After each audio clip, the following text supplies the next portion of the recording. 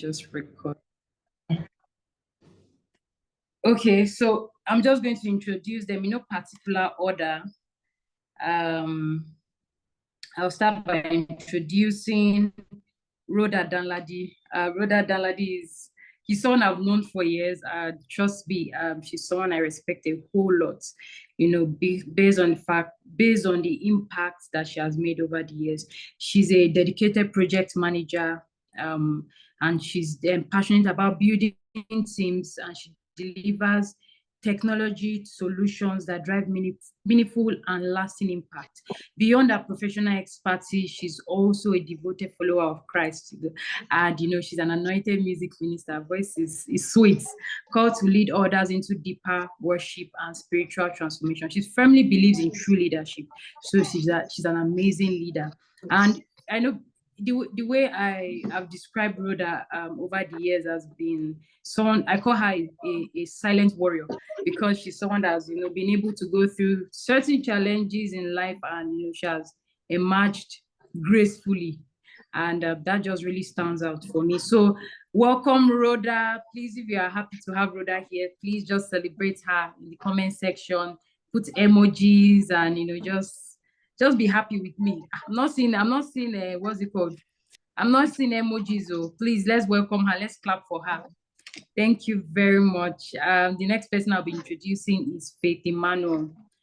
Faith Emmanuel is a seasoned communication strategist and a dynamic event host with over a decade of experiencing in moderating panels, facilitating summits, and delivering educational programs across Africa. She also manages a very powerful NGO, that's Fegi Global. She has empowered over 5,000 young people. Like, it is massive.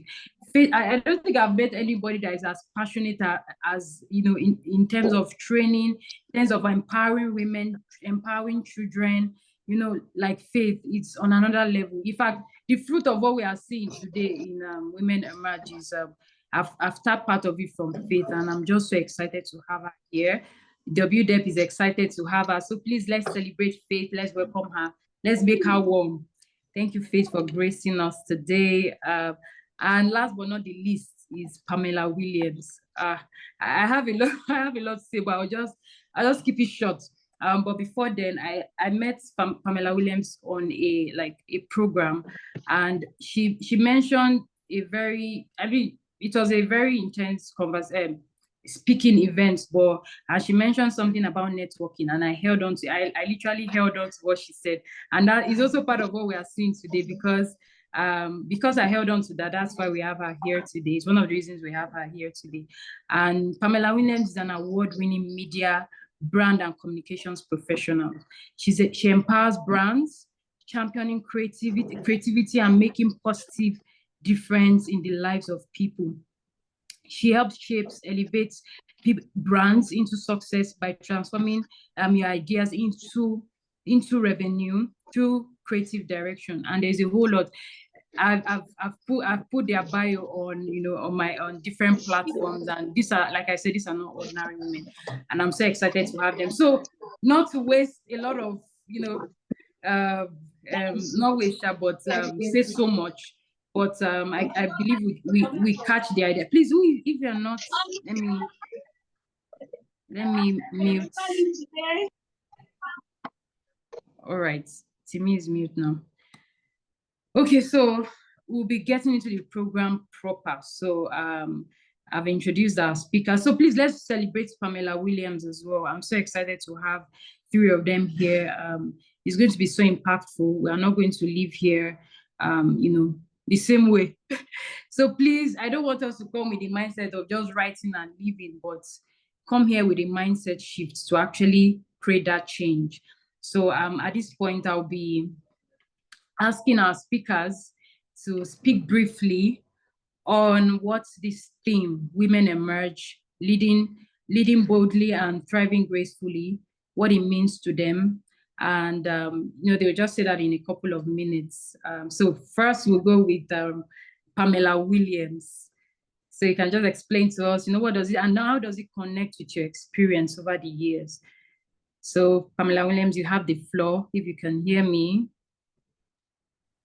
I sure can. Good evening, All right. everyone. Hi, Faye. It's really nice to finally I, be doing this because I know that you've been in my DMs for way too I, long. I have.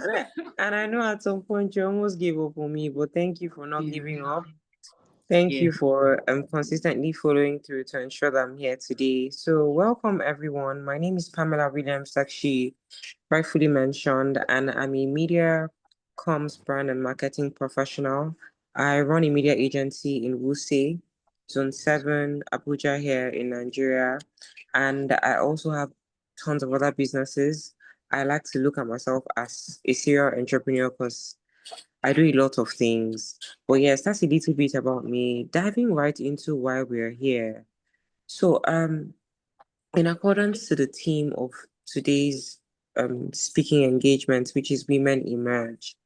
First of all, what does emerging mean to some of us? Like, what do you understand by the word emerge? I feel like that's a very important starting point, and I'll just speak based off my own personal story because I feel like this is an interaction, not necessarily me coming to educate anybody, but like I want us to just flow, right? And to emerge as a woman is for me, it means allowing myself to evolve, right, through every season of my life, owning my own story, my own voice, my strengths, and even my own fears, right? So it's emerging, it's about being visible, being vocal in rooms where you were once silent, right? It's about showing up fully, being present in whatever you're doing, in whatever journey you're on, right? Immersing yourself. That is what I understand by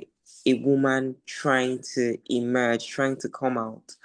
Um, and in the course of emerging, there comes imposter syndrome. In the course of trying to be that person that you know you're meant to be, in the course of trying to share the value that you have in you, imposter syndrome might tend to set in because you can start asking yourself questions like, am I really good enough?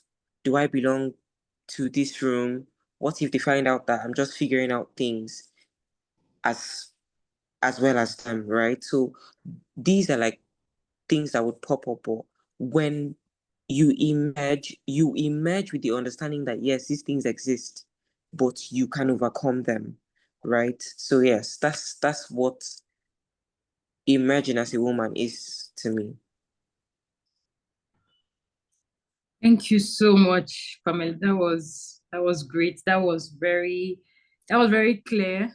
And if I picked something that you said is you as a woman allowing yourself to evolve, and that is so beautiful, even in this age and time for we women, because which you talked about imposter syndrome, and I feel a lot of us deal with that. But yes, that's the reason why we have this program so that we can have discussions like that. Okay, so thank you. The next person that we're going to be asking or taking the floor is Rhoda Danladi. So Rhoda, just tell us what this thing means to you, and Okay, thank you so much. can you hear me? Yes. Yes. Thank Can you. you hear me clearly? Yes, I can hear you. Thank you, thank you so much, Fee. Thank you everyone for joining in today. So, hi everyone. Yeah, I'm happy to be here. I remember when Fee reached out to me regarding this program. Because me, I'm not the most like vocal person, right? So when she reached out, I was like there was just that introverted part of me that was like, what do you want me to say, right? Because I'm not like a speaker, like I'm not always out there. But like I prayed for sure. Like I prayed about this program, and then Faye also prayed because I was like, what do you want me to say? And she's like, you have a lot to say, right?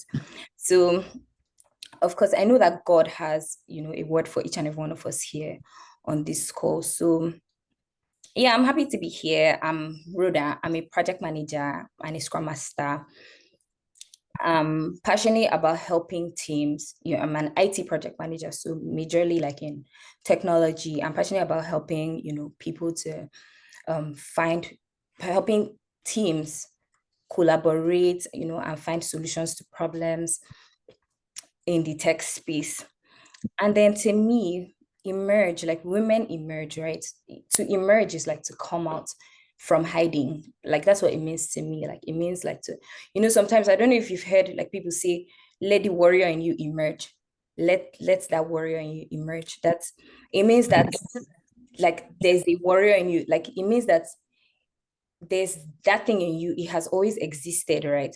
You probably maybe have not taken advantage of it, or you have not just tapped in that thing, but it means that you have that capacity and it exists in you.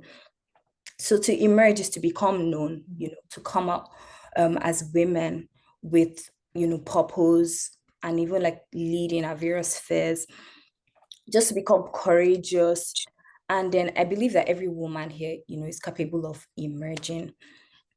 And for me, I would say that when I started to emerge was like, maybe I would say when I started to come out from that, my comfort zone, was when I read this book. I don't know if anybody has read it, Purpose Driven Life by Rick Warren.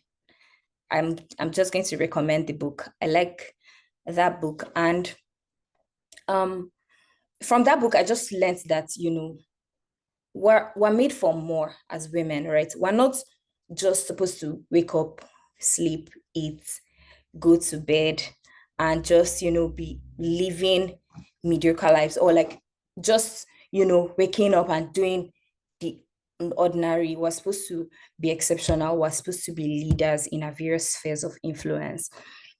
And I just discovered my identity. I realized I began to see myself how God sees me, right? From like, that would be a starting point, right? You could read the book and then just seeing myself through the lens of how God sees me, seeing, knowing that God has a plan, knowing that God has a plan for each and every one of us here.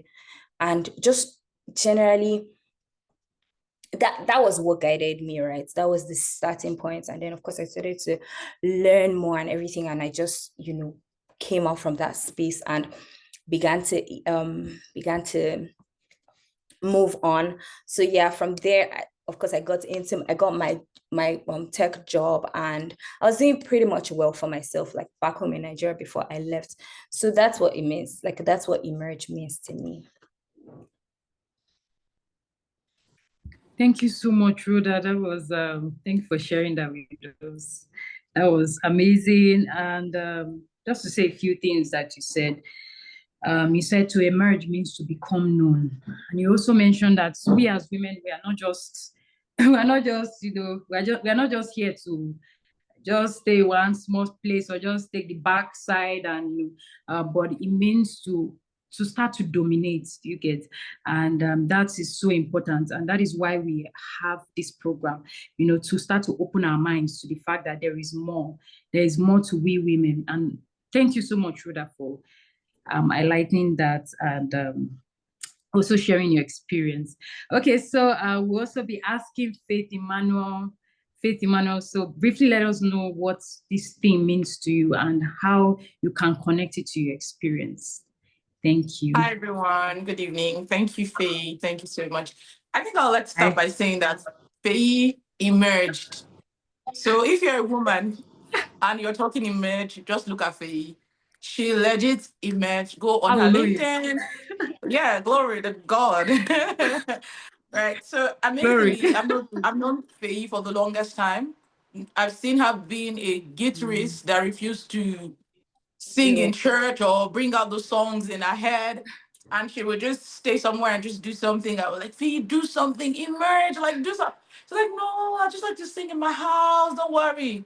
Up until now, there are songs Faye has sung. I mean, nobody has heard it except for us in the inner circle, but it's fine. We're watching you emerge, and that's beautiful to see because, like Pam said, it's allowing yourself evolve, right? So for me, emerge in the context of a woman in present day time will mean allowing yourself. Honestly, there are a lot of pressure from Hilda Bassi going to Guinness, whatever, to younger people coming up with different things they're doing. Every woman is in this, oh my God, I need to do something. My word needs to hear me. I need to be the next big thing. So when you ask the question, how does this relate to me? That's why I'm giving this background. It relates to me because I'm easily pressured. I'm a person that likes to do. So most of the time when I see people doing stuff, I'm like, oh my God, Faith, you're not doing enough. You have to do more. You have to emerge in this sector. You have to go do this. And I mean, all of a sudden, recently, the moment I began to press more on the subject of purpose, because I'm a purpose coach, it's something, again, it's something I'm emerging into, right? I refuse to internalize and take it to be what it is, right? I didn't want to be a coach, really. I didn't want to be a coach. I wanted to do like a lot of things. I'm like, nah, nobody pays coaches a lot, and I didn't want to do that. But emerge for me in this context would be allowing yourself, right? And then going back to your blueprint, really, what's written about me? What exactly am I supposed to be doing? Because in the grand scheme of things, it's not about you copying another person's blueprint and pasting on your own assignment. Because as you're emerging, the question you need to keep putting out in your head, and by the way, everybody have said emerge is to put forth, come out of hiding, come forward. As you're pressing and saying, I want to do so many things, I want people to know me for this. As you're emerging as a woman, one of the questions you want to really keep asking yourself in this time is this God, is this what God has sent me to do on the earth? Because you're 20, 30 words soon, you're 40 words soon. Very soon, the only question that will matter to you is, have I scratched the surface of what God sent me here to do? So the moment you find it, I think imposter syndrome, the fear of, oh, they'll say I'm doing too much, or I'm not even doing enough, those ones will go away, because basically, like, I'm a woman, I'm emerging in what God has called me to do. And even if I'm taking baby steps, I know that there's someone high up there validating me, and I know that I'm on course, right? So that's what emerges for me. Thank you. Thank you so much, Faith. There was something you said about, going back to the blueprint, and also, coming to that understanding that is this what God wants me to do. I feel, taking that a bit is, it's you understanding that this is what God wants you to do at this time. It gives you more boldness. It gives you more confidence to pursue, and even it gives you more that vibe to keep running and keep pushing, basically. So yes, so this is great. Thank you so much. I really, really appreciate our answers, our responses, and how we connected to our experience. So we are going to be going straight into the main discussion now. And now I encourage us to take our biros, everything, prepare yourself, prepare your brain, everything, let it be open. So yes, our first question is going to be going to Pamela Williams, and it's okay. This is how I'm going to be asking her. Pamela Williams is an award-winning media and brand communication professional, and Pamela, you have championed. Okay, I believe you can still hear me. Yes, I can. You can still hear me. Yeah, all right. You have championed creativity, but you have not only done that, you have not only empowered, championed creativity, you have empowered several brands, making so much impact over the years. That is so amazing. So first of all, I want you to let us know and to be honest, I'm saying this on the bedrock of identity. So what does identity mean to you, and how were you able to discover this in your niche, in this area, in this sphere of influence? And also, how have you been able to harness that identity, that strength, and you have been able to use it in your work to thrive boldly and lead gracefully? So please just share tips. Just help us, help our life. Thank you. Mm-hmm. I mean, these questions are like very well curated.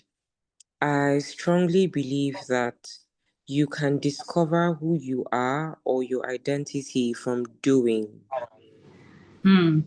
When you do stuff, that's when you know.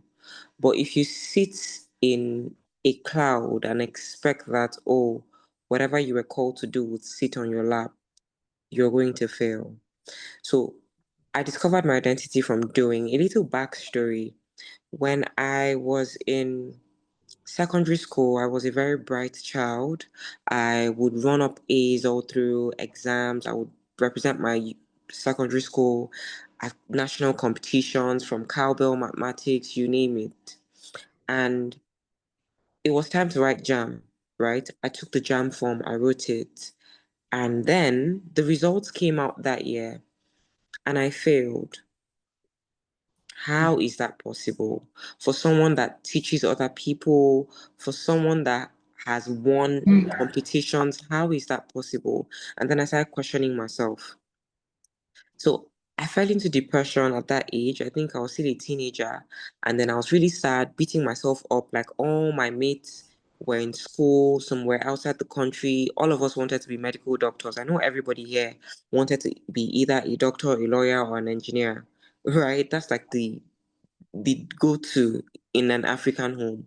And then I felt like I'd failed at life already at that age. You get me? And then I took JAM again in the next year and then I passed. And then I got the message that said, oh, you've been admitted to the University of Ilorin. And I was like, oh, wow, finally I'm in school for the course that I wanted. But unknowing to me, when they send you that message at the time, this is like some 12, 13, 14 years ago. Okay, 13 years ago. When they send you that message, you automatically think that you're in for the course you applied for. Sadly, I wasn't in for the course I applied for. I put in for medicine. They said I should change my course. I changed it to optometry, but I was given agriculture. Guys, I literally went to the cyber cafe that day. And then we logged into the portal. You will not believe that.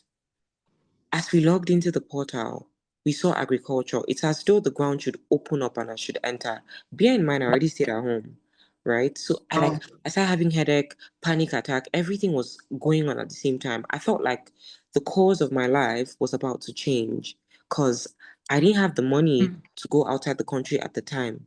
I just lost my dad 3 years before that time. So I knew that my mother wouldn't want to invest in one child leaving the country because that would be like millions of naira, right? So I was already very sad, depressed, and everything. So she was just like, you know what, just go to school, just go, don't stay at home.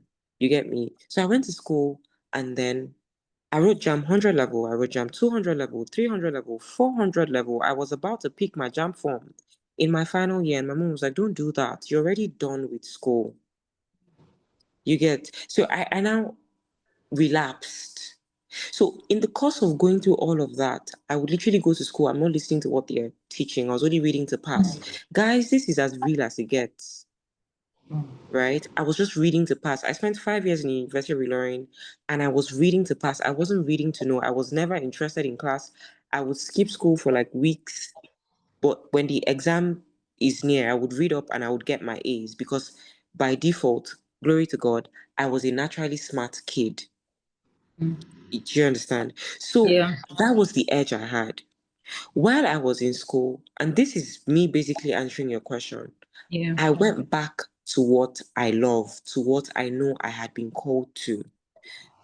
From the age of 5, I was already singing in church, acting in church, writing scripts, like writing out poems, watching TV and reenacting it. I already knew that my path was media, my path was marketing, my path was storytelling. That is why you can be hooked on what I'm telling you till now. Right?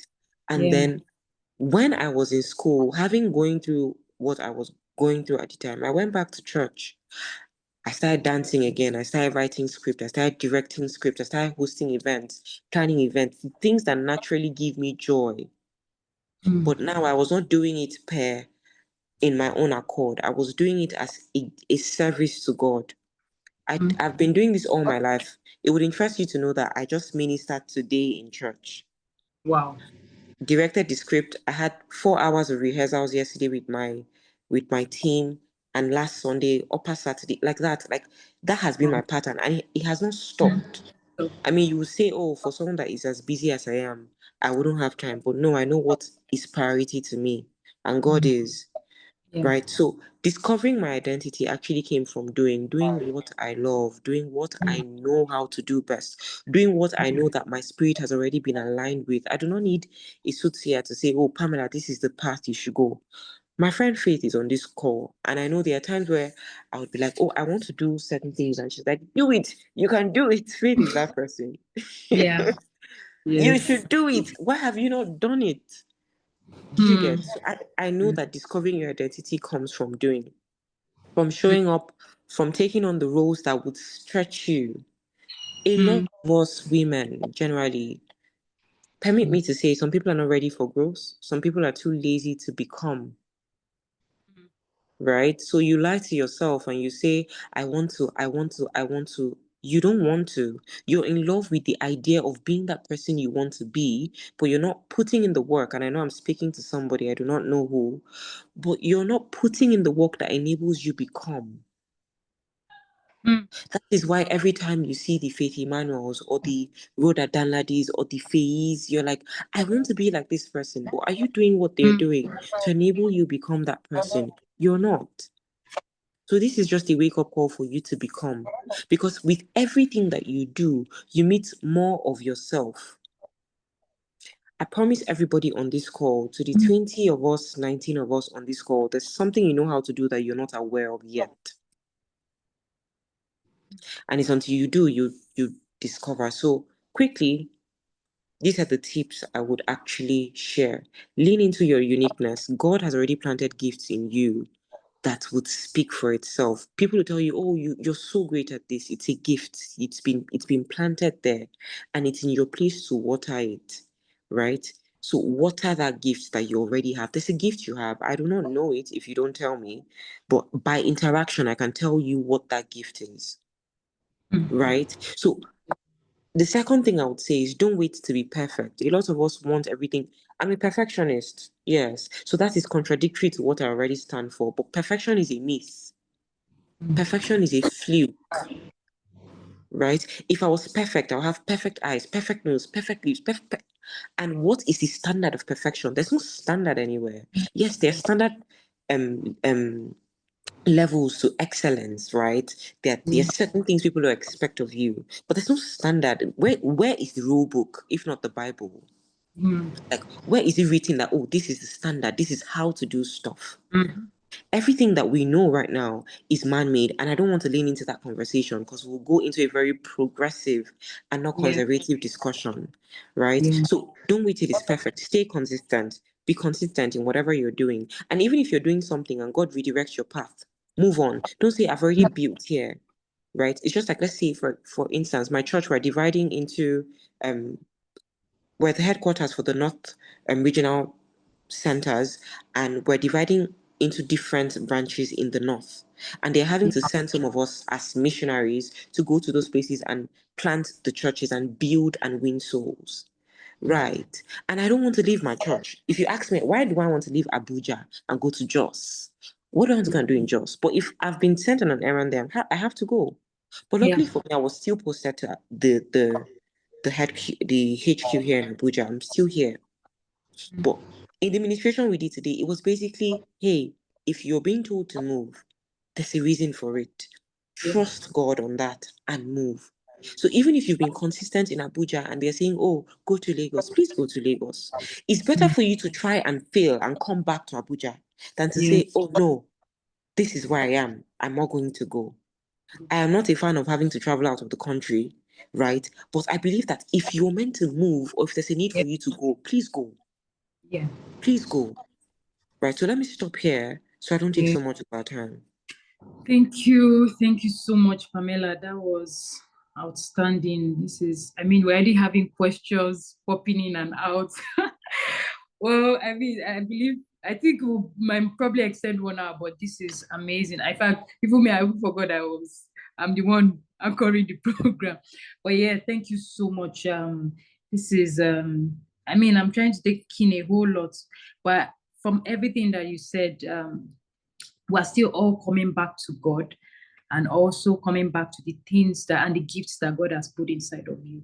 So it's left for us to discover, purpose is not being determined, it's being discovered, and, start to water them. And so thank you so much. Thank you. So our next question will be going to Faith Emmanuel. Faith, you are a communication strategist with, decades or over a decade of experience. You've hosted massive events, delivering educational programs across Africa. I've witnessed a couple of them, and I'm just like, oh my, I'm literally scared of Faith. and also building Ferry Global alongside. This is a whole lot. And so I just want to ask, what would you say are some major career shaping experiences that has defined your journey, bringing you to where you are right now? And what lessons and tips would you give to help women that are currently in similar moments? Faith, All Faith, can you right. hear me? All right. Thank you. Clearly, the question is quite packed. That's why I'm like, very go. All right. To everyone listening, please pay attention. I beg you. At this point, I believe that there are no coincidences. And I believe that for any reason that you're here tonight and not anywhere else, there's something your destiny requires that is here, and that's why you're here. So please pay attention. Career shifts that has helped me, career choices that has helped me. I didn't study mass communication in school. I studied history and international studies in University of Ilorin. Me and Pam were from same alma mater, so amazingly and proudly much. You guys know us Unilor, right? But I should have had that.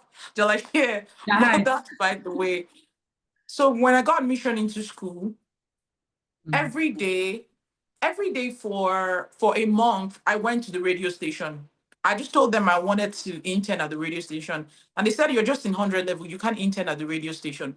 And I'm like, I wanted mass comm. You guys didn't give me mass comm. You gave me international relations. Now you're telling me I can't intern. I'm interning. I want to be in the radio station. I'm going to be here. So some days I'll go to the gate and then they'll pursue me. They'll tell me, just go back and come back with your first semester results. Let's even see that this school that you came to, you're sure doing something and you have a good result. Like at least let your CGPA be like 3.5 or a 4-pointer, so that you will not come and say it's radio station that distracted you from schooling. Like I developed a whole show. I came back and told them, can we run the show? No problem. Since you people think that I need your show to run, I have a show. Like I have a script. Like, what is wrong with you? Like, go back and come back. You have 4 years to be in this school. Just go back and come back. I wouldn't stop. I kept going. I'm telling you this story because she had asked me what was a career diversion or something that helped me. That was it. Oh.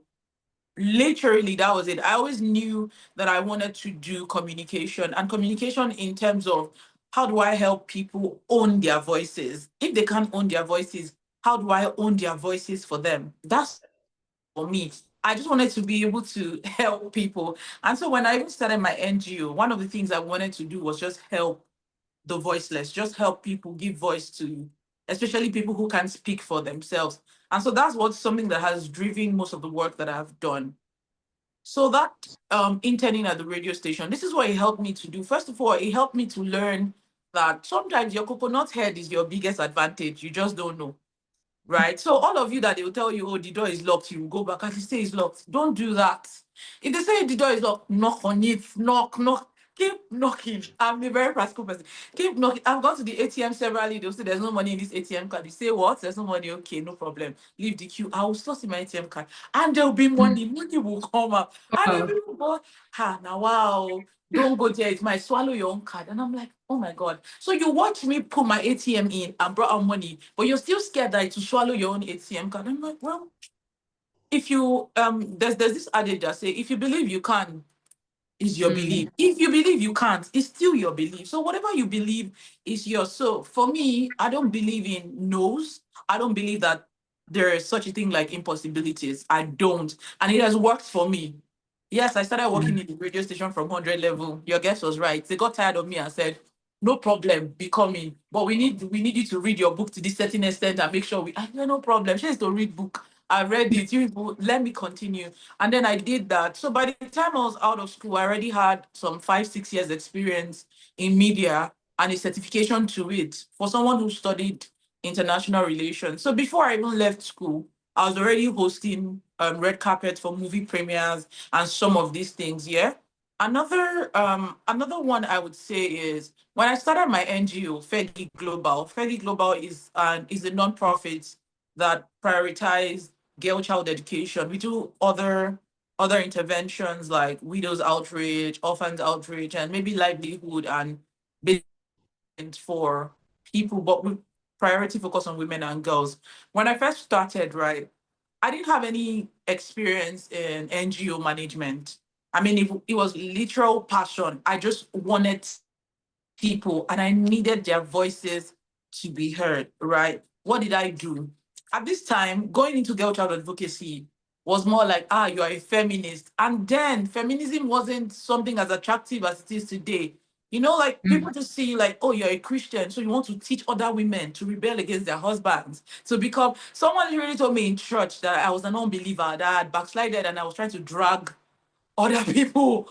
And I'm like, what in the world is this? So it went from there to, oh, Fitzmanuel, you have so much money to waste. You don't know what to do with it. That's why you're into NGO. And I'm like, do you guys realize I'm just a young person trying to help other people? Where do I get the money from? But amidst all of this, focus. I kept going. I kept going. See, the thing, if you want to do anything great in life, just put what it is before your eyes. All the naysayers, all these, don't hear nothing. Just keep moving. Like, if you can build that skill, you're unstoppable. I promise you.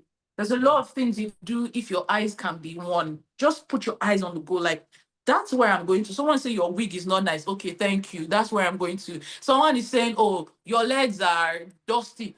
Thank you. That's, you're not even pausing to listen to them, right? So for me is, what has helped me is deciding to learn whether the situation favorable or not, right? So for the radio station, it was a huge learning curve for me. I didn't even know I was going to eventually get to host events for multinationals, get to do interviews of governors, and I mean, just name them. I didn't know, to be honest. When I started, I didn't know. I just wanted to give voice to people. I was even thinking I'd be my international relations and talk about the history of the Oyo Kingdom, make people understand history more in Nigeria. I honestly thought that maybe that's what I was going to do. I found my voice again by doing, by practicing, and then by just leaning into learning environments around me. And that's it, really. That's it. Thank you. Thank you so much, Faith. That's so important. Learning, never stop learning, actually, because the world that we live in right now, the way it's evolving, you want to ensure that you have your ears and also you are growing alongside. So that's very key. And I hope we are taking down things and of course putting our heads down to also embody these lessons. So thank you so much, Faith. Our next speaker will be Rhoda. And Rhoda, as a tech professional and leader in project management, considering that you have led different kinds of teams, I suppose that you face some very funny challenges. So what challenges would you say you have faced that that you've been able to overcome? That you've been able to overcome, how you overcame those challenges, and we just wanted to share tips on how we women, how we can, when we face challenges, how we can overcome those challenges, and basically in our they know they use their hand to write notes again. So yeah, you know, we are hearing you. All right, so sorry for that. Okay, so Rhoda, how would you say you've been able to overcome those challenges, and what are things or tips you can share with us as women in different spheres of influence, how to as leaders navigate around these challenges? Thank you.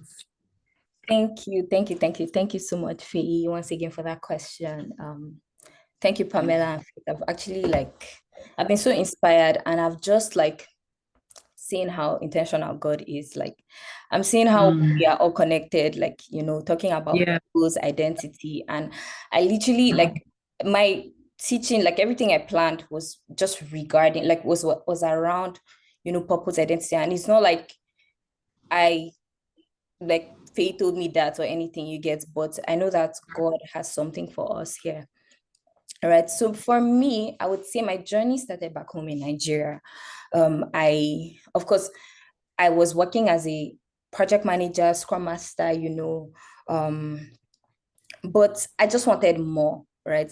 I've always been that person that has the dream to travel around the world, go on trips and everything. And of course, it's still it's still something that I want to do for sure, right?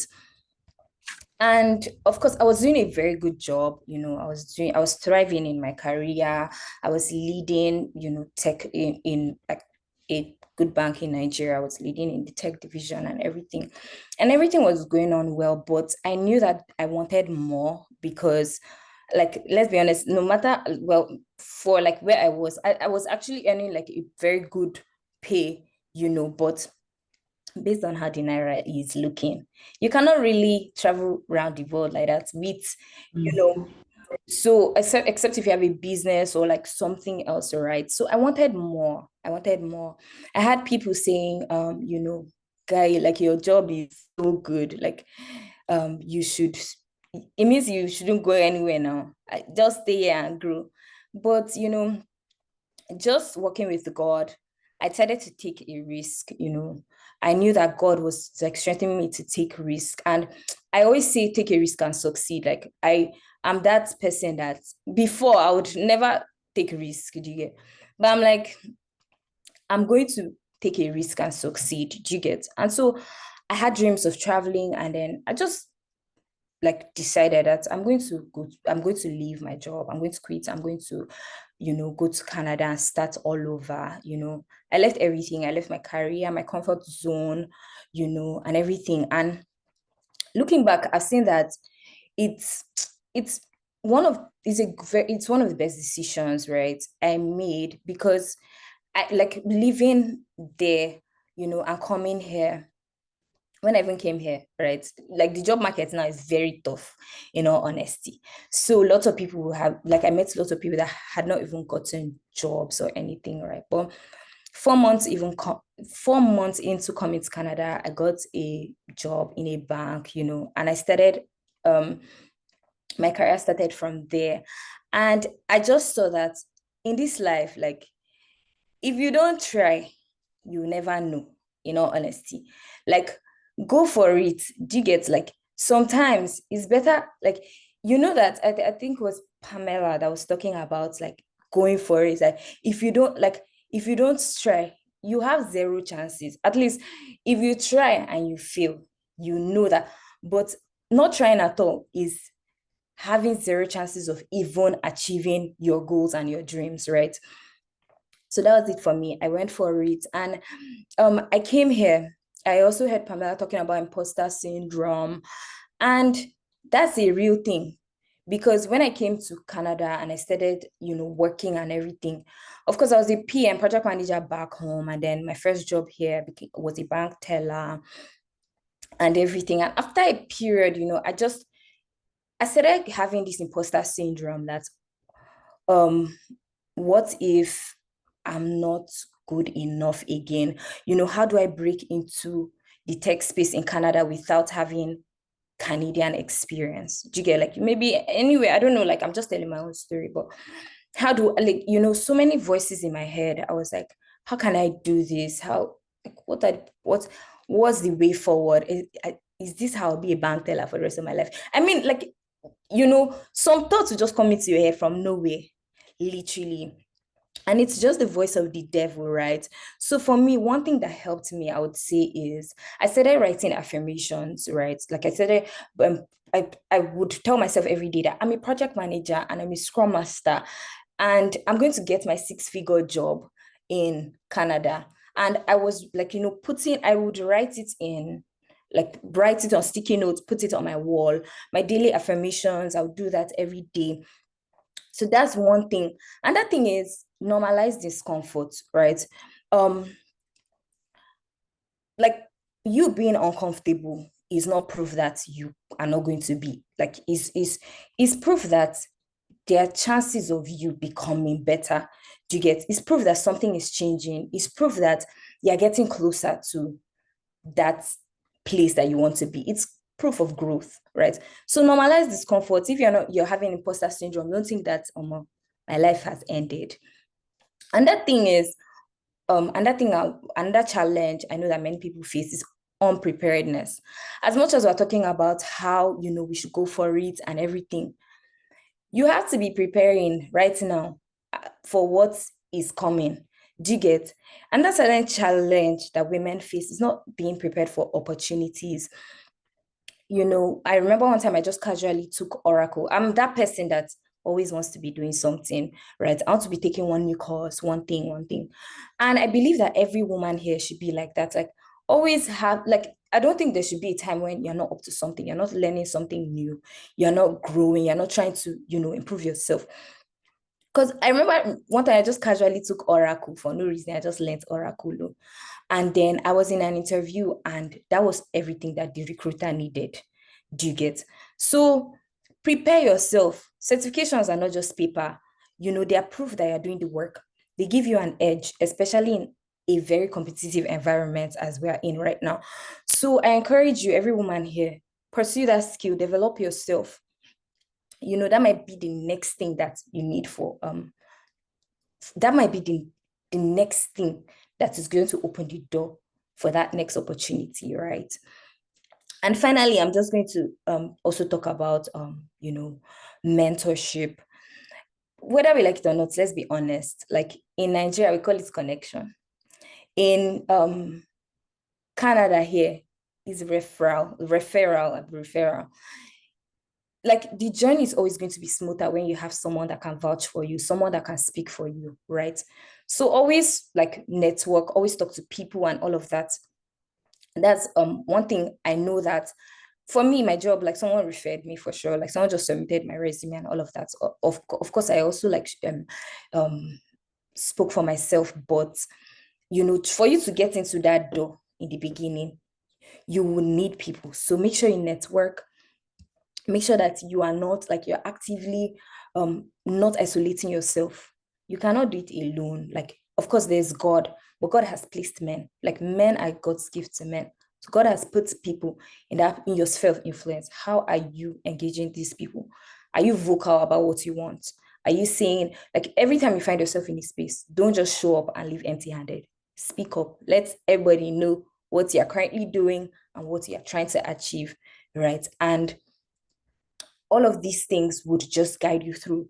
You might not be, like, in that space where you want to be, but you just take active steps, and then you would just see that, like, opportunities would meet your preparation for sure. Like, once you prepare, like, there would always be opportunities to meet those preparations. Thank you. Oh my God. I think I'm over-inspired today. Thank you so much, Rhoda. Can you hear me? Thank you. Thank you so much. That was Yes, I can hear you. Yeah, that was amazing. That was clear. I put down a couple of things you said. Normalize discomfort, be prepared for what is coming, always be learning, grow, develop yourself, and also latch on to mentorship. Also speak about what you can do, and all of these things will guide us through. So thank you so much, Rhoda. So we have a couple of questions, maybe before we move to the last batch of our questions for our speakers. So Zainab is asking in the comment section, and she actually directed it to Pamela Williams. She said, how can one determine what he or she is good at? Pamela, do you want to quickly answer that? Okay, this should be fun. Yeah, I saw the question. How can someone be good at, how can somebody be naturally what? She said, how can one determine what he or she is good at? How can you determine? Yeah, so I think that it's basically what you can already do, right? You don't necessarily determine, it's already in you. Like, you do it without being pushed. What is that thing that you do without nobody telling you to do it? You just up and do it because you enjoy it, right? Just like Rhoda that likes anything tech, like as far as it's tech, something that makes her, like, you can hear from how she even spoke, like her mind is awakened because it's tech related, right? So yes, that is it basically. That thing that keeps you up at night, that thing you can't really stop thinking about. And thank God you said what you're good at, because that might not necessarily be purpose. Let's be clear on that.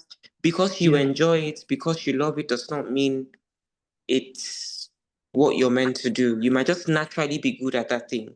So there's a thin line between what you're good at and what you're meant to be doing, right? So I feel like when it comes to knowing what you're naturally good at, it's the things that you do effortlessly. And I promise you there's something. I know some people say, oh, I don't know, there's nothing I'm good at. It's not true. Search Okay. within and you'll find it. Yes, actually, that is true. Okay, there's another question. The person said, does an individual have to leave their comfort zone to emerge? They I don't don't have know. to leave. They have to travel. They Like they should not walk, they should run. run. You have to run. Because yes, if you are too comfortable, you become very complacent, you become nonchalant, you become redundant. And that's not because you want to be that way, but the environment that you have put your mind and your body and your soul in allows that type of thing to thrive. So you actually have to go out of your comfort zone. I promise you, I don't want to go to work tomorrow. I don't want to do it. After this meeting, I just want to sleep. But do you believe me that since I got back from church, I have not left my laptop until it was time for this meeting?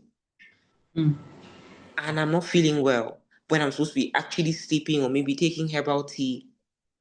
But that's me leaving my comfort zone. That's me pushing for more because I know if I do it, it's going to open more opportunities for me. So please don't leave your comfort zone.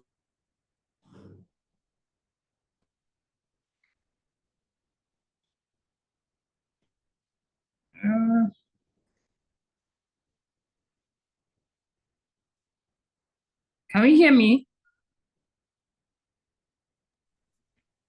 Okay, I think. Yes, we can. We can hear you. Okay, Pamela, are you there? Yes, I'm here. Sorry, my Wi-Fi went off. Okay. Yeah, so Are you yeah, done? that's what I was saying. Yes, I'm done. All right, thank you so much. Thank you. Okay, so quickly we'll just wrap up with the last batch of questions. And I'll be asking Rhoda first. So Rhoda, so this is your question. Speaking on women thriving and leading gracefully, so how can women identify and take full advantage of opportunities? Could you share like practical tips for women to boldly pursue what they want and what they deserve? So just briefly share with us. Thank you. Thank you, Fee. So, for that one, I would say, first of all, I would say pay attention to those things, those little things that excite you. Whatever, like, pay attention to the things that, like, regarding identifying those opportunities, right? Like identifying things that you're good at to begin with. Pay attention to those things because God would whisper things into your ears, right? And he for like for he would whisper it long before you even understand why. So if there are those little things that you know that you're just drawn to, try and like take full advantage of it. For me, I would say it's music, right? Back home, God placed music in my heart for the longest. I know in school, I went to Afro Babylon University with Faye. Faye was always singing. I'm sure Faye no know that. Faye would always had her guitar and everything. I've always been drawn to singing and everything, but I was in denial. I told myself that it can't be me, you know. And again, even in like school, they would what's it called? They would audition. So I was telling myself that so that's how I'll go and audition. If I now fail, so everybody now know that I tried. Like I cannot even be found there, literally. That's why I told myself. So I was running for the longest, but I knew like sometimes I'll sleep, I'll see myself like, you know, and I would see myself just maybe singing and everything. I'm like, maybe I'm supposed to sing, but I was in denial. I still felt like I wasn't good enough, you know, everything. But, you know, I knew for sure I used to listen to songs deeply over and over again, gospel music. I'll just listen to how they ad lib and everything. And then having like moving to Canada and like joining my church, like the first time I entered the church, the pastor just came and gave me a mic and he was like, sing. Like I just knew that it was time. Like I could not continue this my race and run around, literally. So this has been drawing my attention for the longest. And I look back now and I see that God has just been planting the seed. Like he's been planting the seed years ago, and it was just waiting for me to catch up, right? So your passion could be purpose in disguise, or that thing that draws, like you're just drawn to, could be purpose in disguise. So don't ignore those gentle pullings. Maybe your voice not sound great, but if you have been seeing yourself in a particular place, maybe you like faith, just knowing how to talk like that, just know how to say anything that will engage people. It could be divine direction. That would be, one major thing that I would say that really that you should just take advantage of. Then that's pretty much it. Thank you. So what I picked something that you said. You said pay attention to the things that excite you. God would always give you those gentle whispers. And you might have said it long before. I was shocked when I saw Brother Singer. I said, this is someone I've known for years. But I wouldn't, because then in school I was very musically, everywhere. But I was so surprised when, I saw Rhoda. But yes, these are ways God directs us, and I'm so happy to hear that. Thank you, Rhoda. Faith. So Faith, you just share with us briefly, share with us key tips on systems that you've put in place that has helped you to thrive boldly and to lead gracefully. So are there systems that you've put in place? What are the things that you follow, that has helped you over time? So please just share with us. Thank you. All right, so straight to it. The first thing I'll say is retreats. Take time out for yourself. Personal retreats. Come online until maybe March. I do the entire January, February, March off. This year I didn't do that because I couldn't find someone to take over my social media. Most people don't know, but most times when I go off, right now, I'm not even the one handling my Instagram, but most people don't know. I just create my content, give it to the person, we line it up, and then she just goes through with that. Why? I'm overwhelmed with a lot of things. And before someone will say, oh, they are rich, they are big, that's why they have a social media manager. No, this person is a mentee, someone I mentor and I exchange value for value. In fact, most of some of the structures you said I would just be vulnerable. Some of the structures I've had to use has mostly been training the trainee, mentor the mentee, right? So, for example, I have someone handling my social media page. I have a social media management company. Again, I don't even talk about these things a lot, but the structures work for me. So, I mean, since it's even working for me, there's no need. I'm a productivity coach. So there are a lot of people that I mean, high network individuals really, that I just help build systems that help them thrive. And I get my money and that's it. I don't really need to do any form of advertisement. You get that, right? So I was at a point where I was saying that I have a social media manager, someone who takes care of my social media when I'm off. I do my retreat and I'm back. In April, the entire April, I was off. I was just internalizing, taking time to meditate. I was going through a burnout and I just needed to bring myself back on course. I needed to be on course. Because again, if you're someone like me that executes back to back, that just keeps going from one thing to the other, you're going to need time to reflect, recharge, take a break, go and play small, let breeze blow you, eat something. In somewhere, one place like that, drink coconut inside water with the straw, something Needed. like that. So the structure would be first one, First one I would say retreat. Second one I would say is please, I beg you in the name of God, go to them that sell wisdom and buy. A recent switch and a change happened, but most people didn't even know.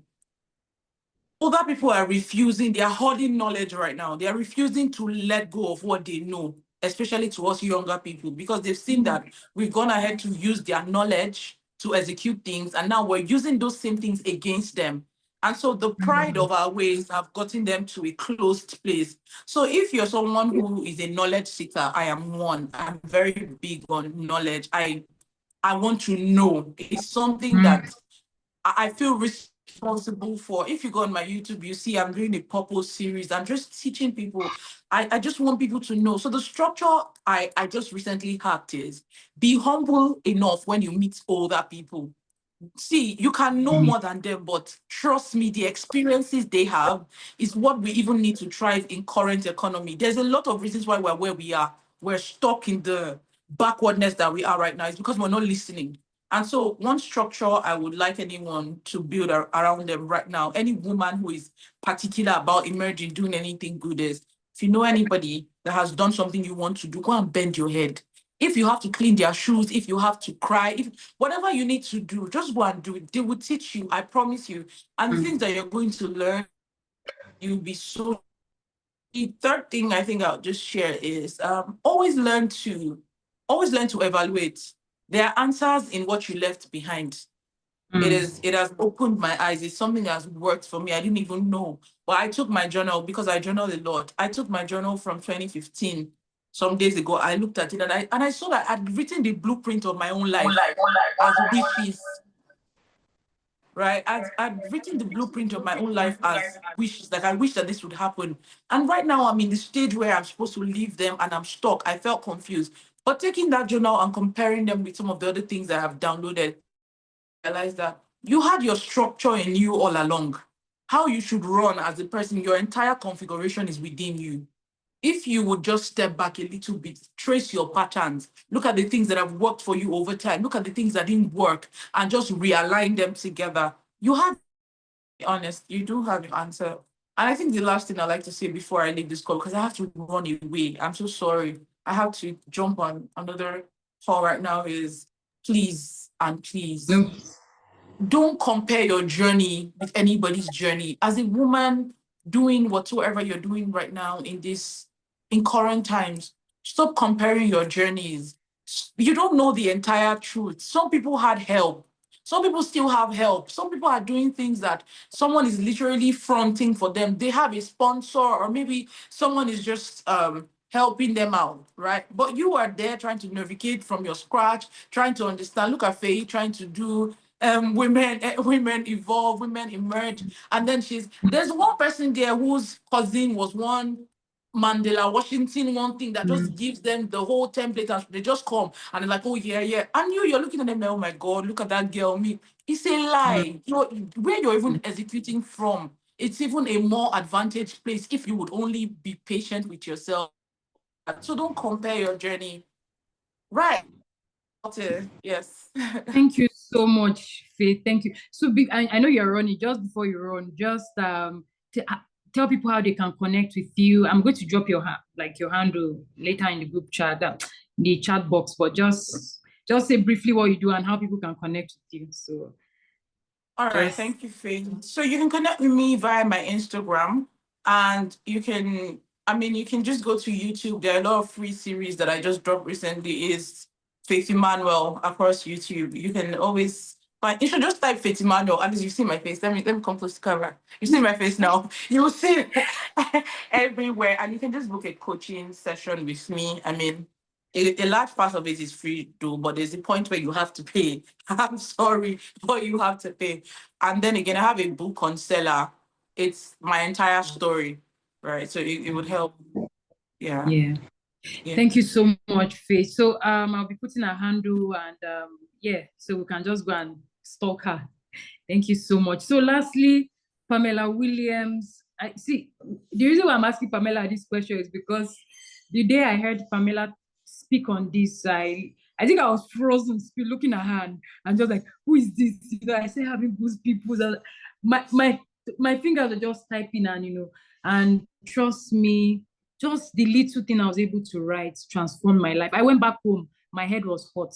And that is why I want her to just share, just share. Maybe if you can remember everything she said that day, but I'm sure she does, just share a couple of those things with us. How has networking shaped your career, helped you to stand out as a leader in your field? Share ways how women can build and sustain meaningful connections and community. So Pamela, just briefly share with us that. Thank you. Sure thing. I know that this is the part you like the most, Faye. Networking. Networking is actually a game changer in whatever field you find yourself, right? Whatever industry that you find yourself, networking is a game changer. And why am I saying this? Is because it changed the game for me. So I'm naturally extroverted, but I think I'm becoming an ambivert, which is also a good thing, a mixture of both introvert and extrovert.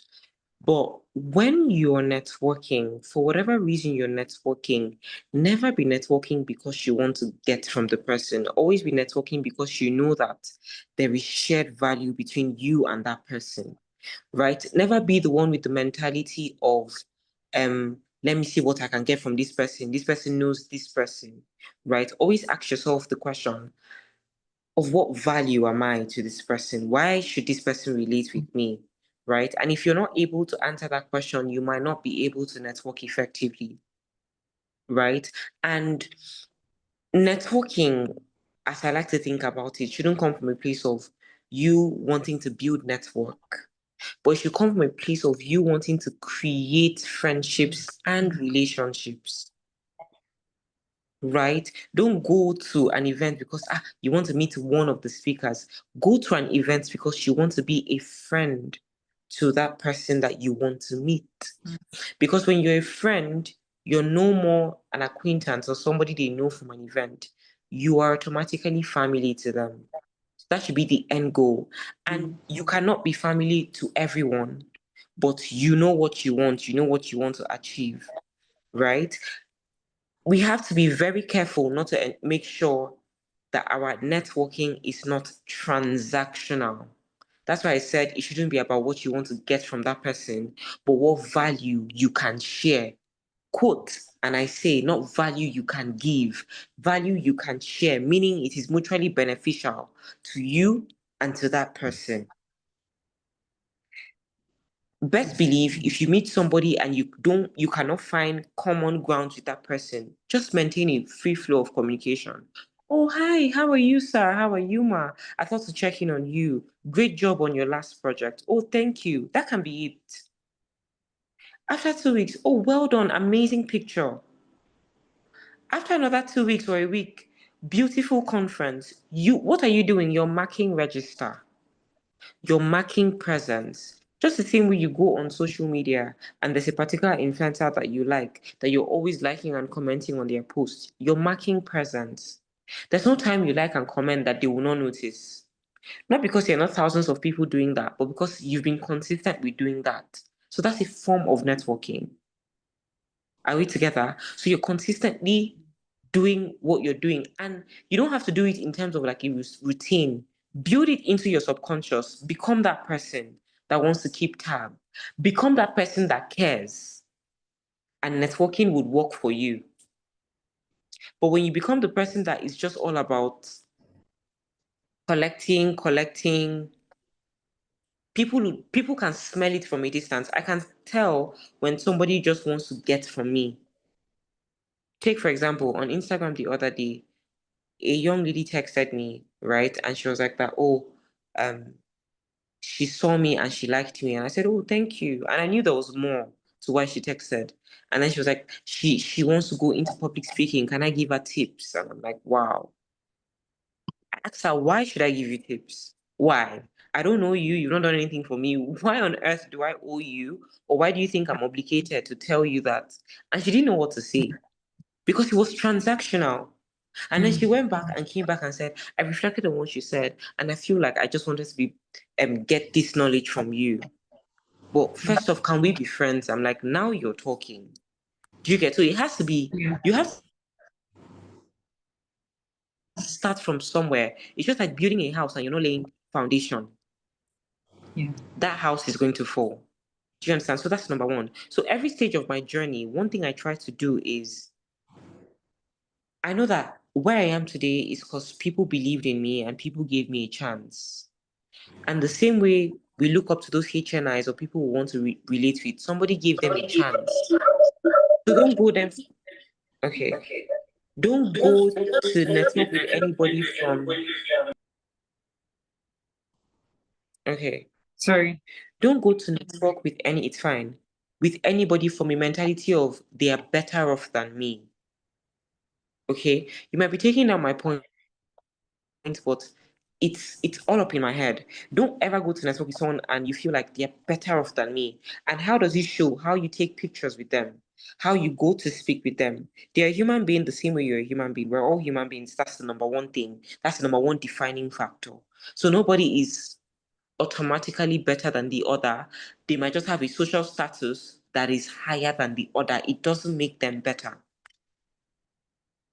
Right? So I'm not saying you should be prideful, but I'm saying you should understand that you are in your phase and they were once in that phase. Okay? So understanding that somebody gave them a chance, it enables you to know that, oh, they can also give you a chance. So it's as if people are doing each other a favor, right? And how can you be a good networker? Number one, I would say show up in the rooms you want to grow in.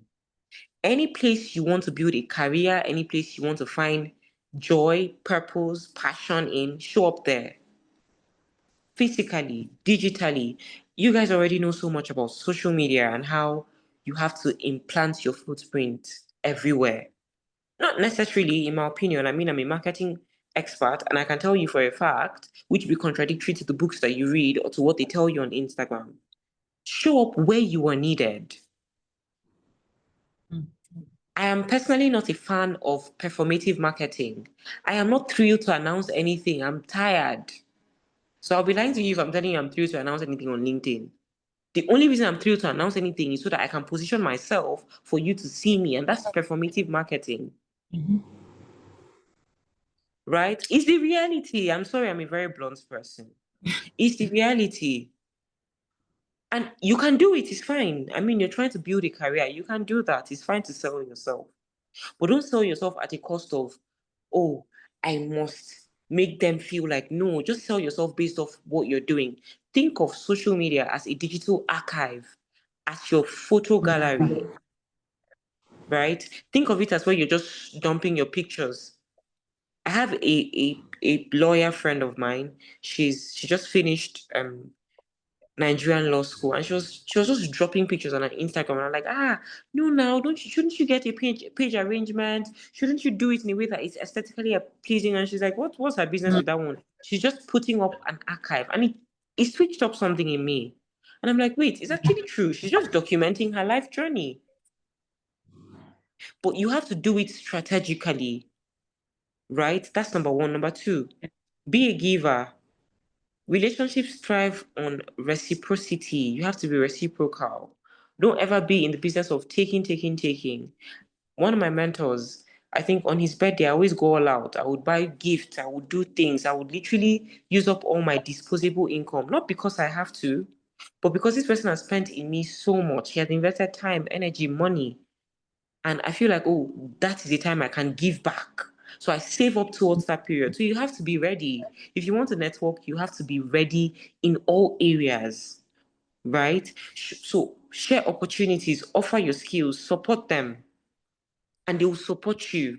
Because you don't want to feel like, oh, she has been supporting me and I'm not supporting her. People know, people are aware of the things that they do.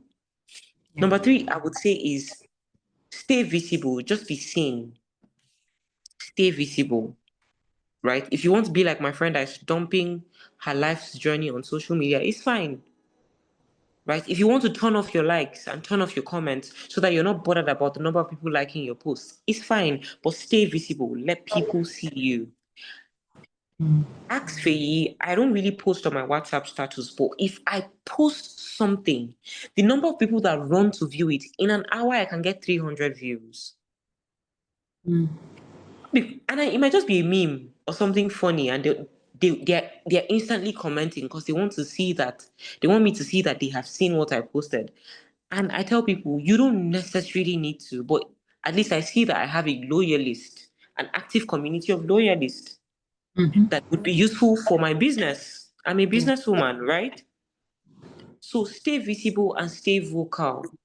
You don't necessarily need to be as blunt as I am, but be real with yourself, be logical, stop telling yourself lies. Okay, don't believe everything you see people write. Just like Miss Faith said, what is the backstory? What is the part they're not showing you? Yeah. Do you understand? Then, yeah, I feel like you also have to be proactive and you have to be self-led when you're networking. Go for events, have your goals for going for an event. Don't go for an event and just sit, right? Have your goals, have your reasons for going for that event, and then connect strategically. Right. There was a time I went to the State House for an event, and it was just very miraculous. Because before I went there, my name had already preceded me. So on getting there, it was easy for me to blend in because they already know about this lady. Do you understand? So you guys have to, yes, I mean, we can do a whole masterclass on networking, but because of time, Yeah. I will Yeah. just stop here. Thank you so much. As in, actually, I didn't feel like you should end, but yeah, we have to wrap up. But thank you so much. This is actually very impactful, and I hope. I mean, the reason why we brought this together is not to 1 billion people and joining, and but the people that are able to join or have, because actually we are also recording, so this is also going to go out. And I believe other people will also get to watch. But I want us, like I said from the beginning, to have that mindset shift. There's a whole lot that's been discussed here. You might not pick everything, but pick the one that is connected to you, that pertains to you. And I'm sure, holding on to that, you would start to move. Just like I said, how I went for an event where Pamela Williams was, and so just life changing for me. So yes, that is just to remind us. And I mean, we are past 1 hour now, so we'll just wrap up. And first, I want to thank everyone that joined. All the I think we had 20 plus people that were here, and I'm so grateful, and for you for honoring this invite. And I'm sure that you've picked a whole lot of things. And I also want to appreciate our speakers. I mean, Pamela Williams, she's not really so far, but she's here. And that is something that is outstanding for me. And, I'm just so grateful. I'm grateful to Rhoda. Faith Emmanuel is not here, but I'm still grateful to her. And we'll be seeing more. Like I said, WDEP is not a one woman's program. We are just coming, we are out the next, we are here to actually connect, we are here to network, we are here to build each other. Where sometimes, next year we are hearing someone like, this is a WDEP woman, or she came from, one network that's network someone in WDEP. So that is what we are building. We are actually building a community, a family, where tomorrow Rhoda can have something she wants to, maybe like a course she's doing, and we have WDEP women coming to, partake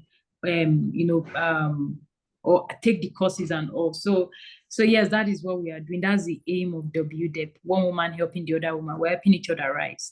And thank you. I someone asked that question while applying, taking the registration, and she asked what WDEP is about. I'm sure you are a bit clear now, or you are clear completely.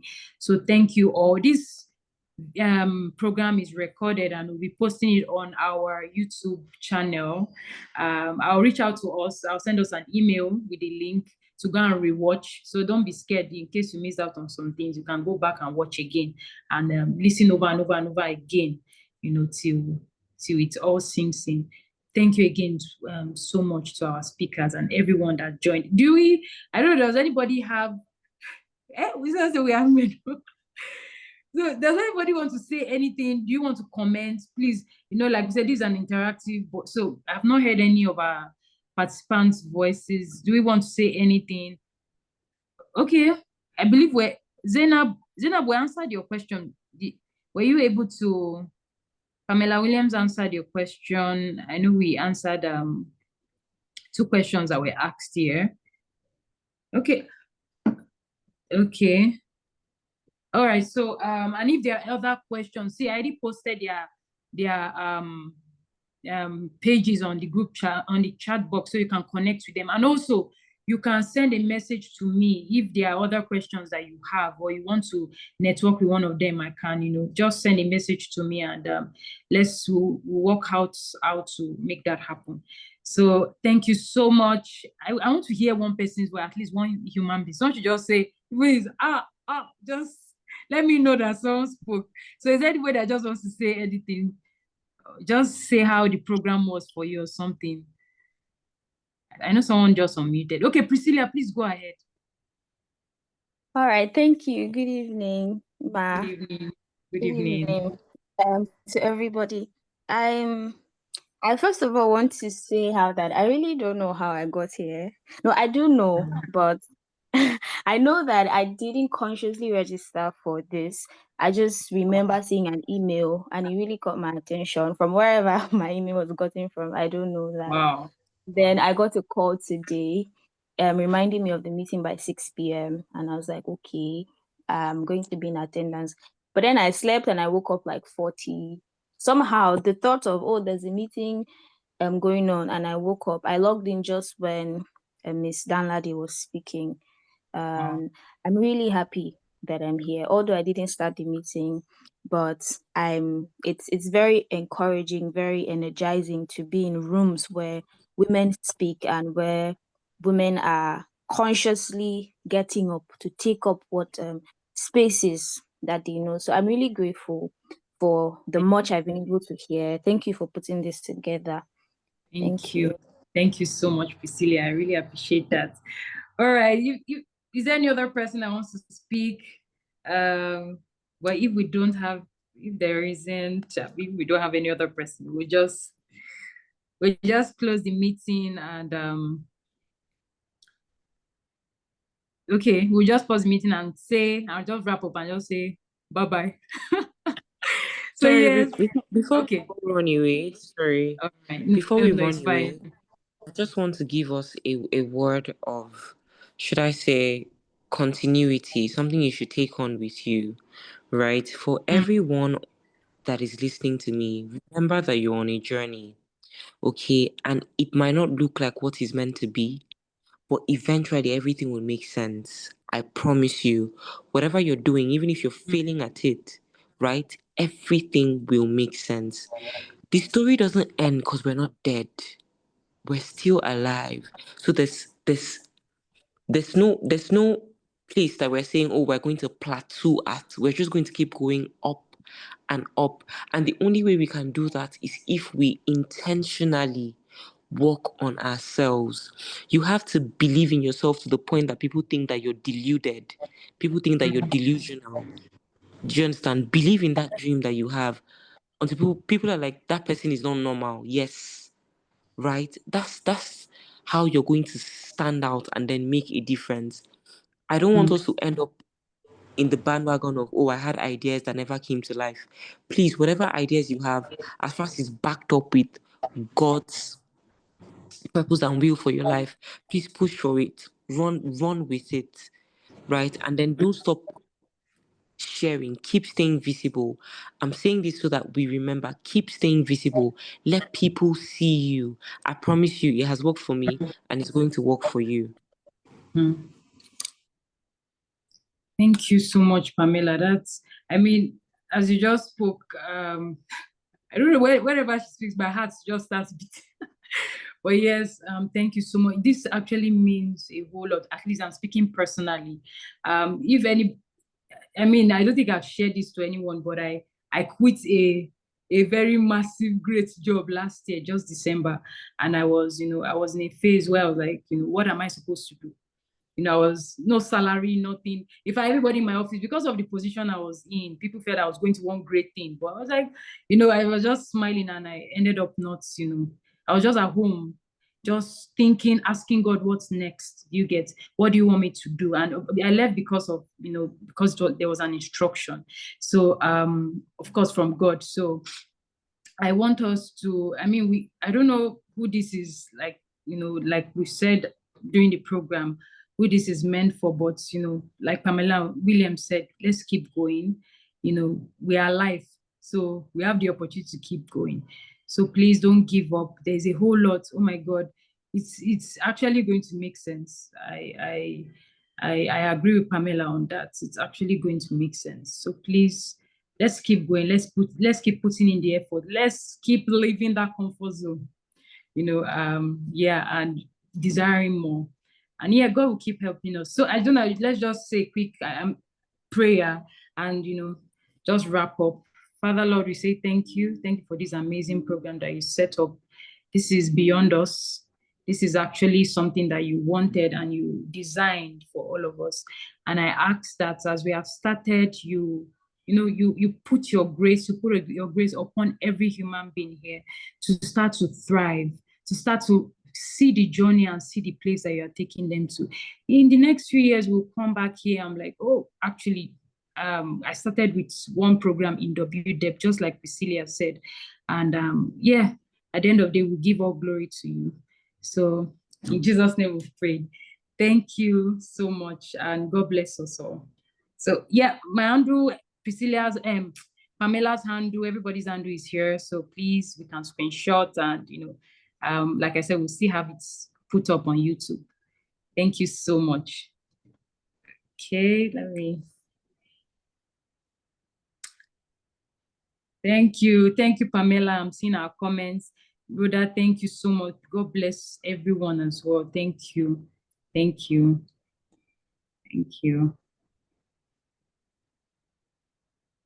Good night.